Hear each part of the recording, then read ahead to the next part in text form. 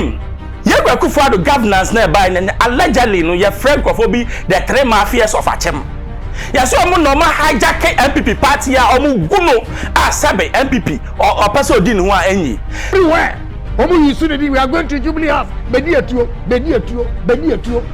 You are destroying people's business. The party is for all of us. We are not scared of nobody. We are not. Read my lips. We are not scared of nobody. And nobody can use anybody's name to intimidate anybody.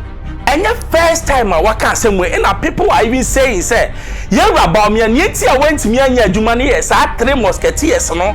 You can't 3 musketeers, can of Foriata, Bediatuo, and Bakuya, Gambios, and 3 musketeers. I want to know hijack the governance of Ghana.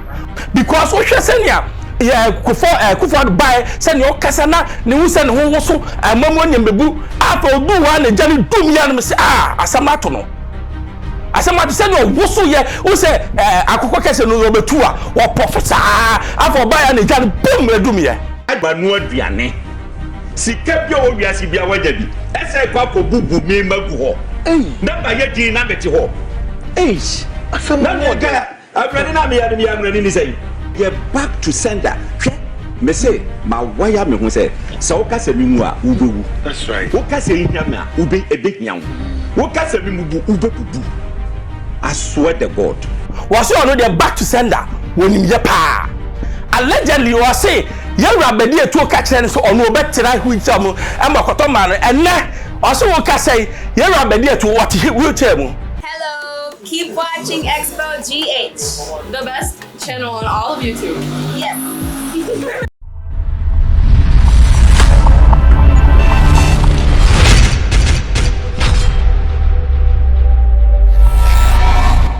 Welcome about Xposed GH, but your friend members subscribe here the 2 pair now on Sakabi. Yabra Canada Japan and all kinds of I think it's worth noting. That man me penalize them because Okanya Sasem and Asabi Okano Kore. Unim Yabra Kufuado governance nearby and allegedly no your friend of Obi the 3 mafias of AKYEM. Yes, so normal hijack NPP party ya omu guno sabe NPP or person didn't want any. Na Yabra Canada Japan or the info biaba was say obi to say Bediatuo. I papa na yeso wa yare na ebi muso wa yare obi muso wa wu se de ye was say wono chese boni ekoso wo NPP amamemu nyina no wono na ode ye mpacho anya bambus na kan Yabra Canada Japan na kan ye nkotie ne mra ye ba ye beto aso everywhere. We are going to Jubilee House. Bediatuo. And you are destroying people's business. The party is for all of us. We are not scared of nobody. We are not. Read my lips. We are not scared of nobody. And nobody can use anybody's name to intimidate anybody in this party. You, Alex, what? What do you want to do? Now, I'm going to do it. Mokobisa Wayomi. Na mumisa Coco Board guy and friends say, yeah, Dr. Opuni. Opuni, me ba see ya netie. Me ba say ya netie. Submarine approach. And there's more whatever. Me ba say ya netie. I am not afraid of any human being. I will always speak the truth.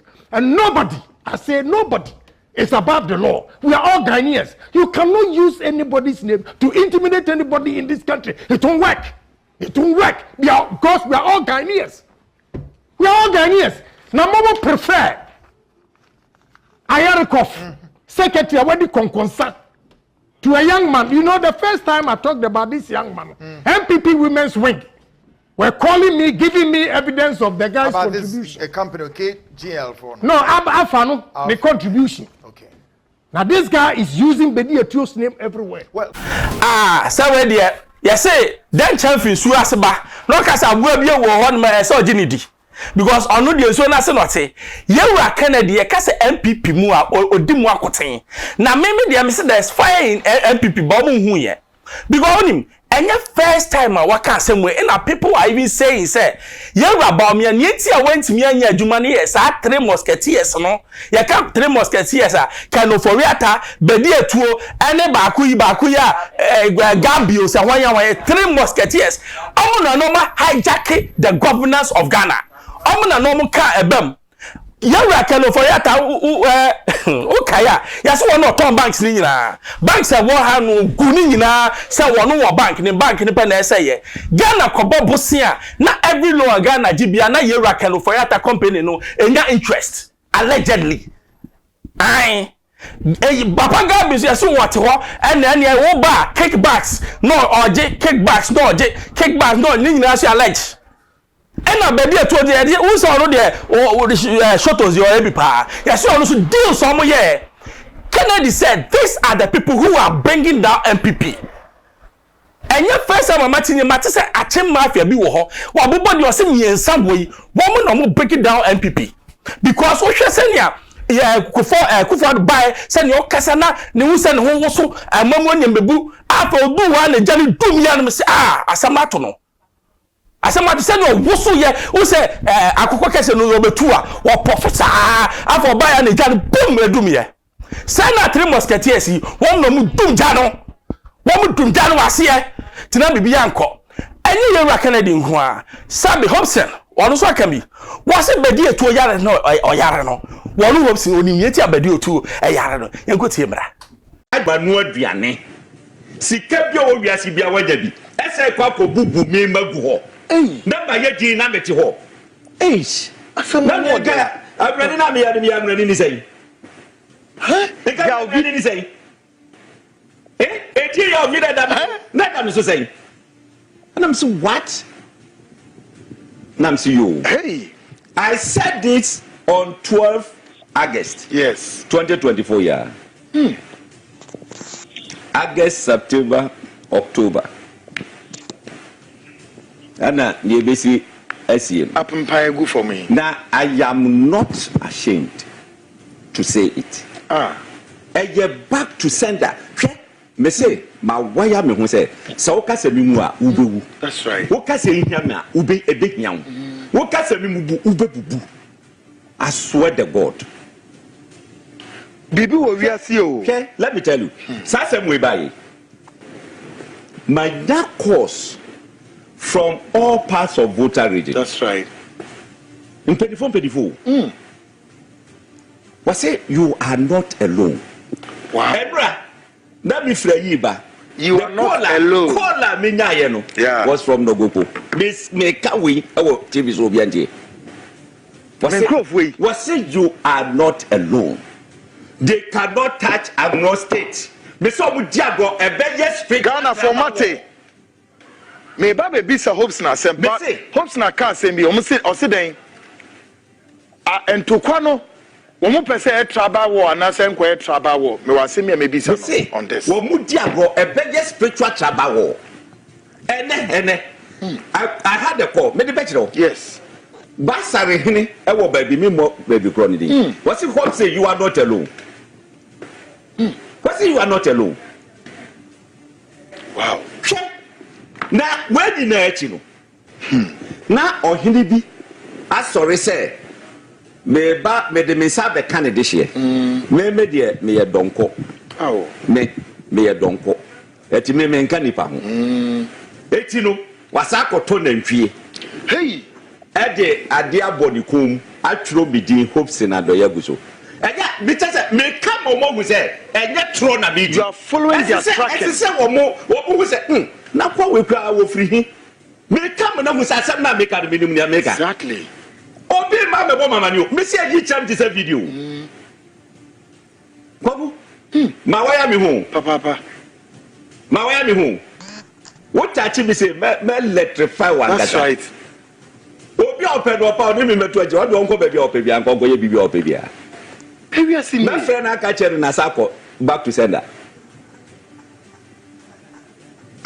Na wako edi akọ brem what na si abia mo companies yakọ tutu ya say esuo brem akọ twagu ho say hope say asembia muka wo bia no ma ye be say it should go to the family. Oh, so the meet here me say ma call yes something bibia say si bibia say si ma ye back to sender me say ododo should go to the family. Na there is wrong.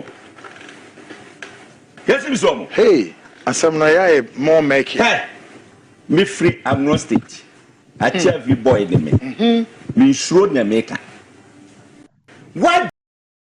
What's it a draw bonnie come yanwa? Was it a becawano? Was it already back to sender when him ye pa? Allegedly, you say, Yara Bediatuo catch and so on no better who is some and Makotoman and ne also can say, Yara Bediatuo what he will tell me. A Juma Yano, what Jim de ma or no Bediatuo yere, a ye Hobson na all cast as a when na maker. Now, you say, why is the president family so powerful? Meanwhile, they are not elected people. And when the Biameka say, young constitution no bogus because elected people next and come here to me. But when by virtue say oh you affiliated to the presidency, you have so much power. And no man kofobi efa ho e de ye we o. But minimum there, you fam bra say by virtue near to Abamawa or family member there shouldn't be even in the government a conflict of what interest. The make us no.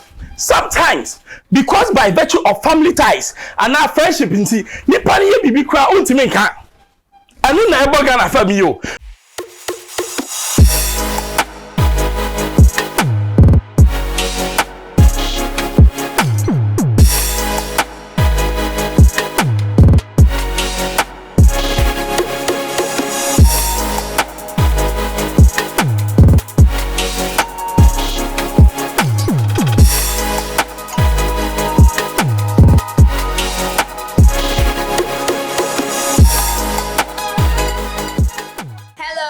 Keep watching Xposed GH, the best channel on all of YouTube.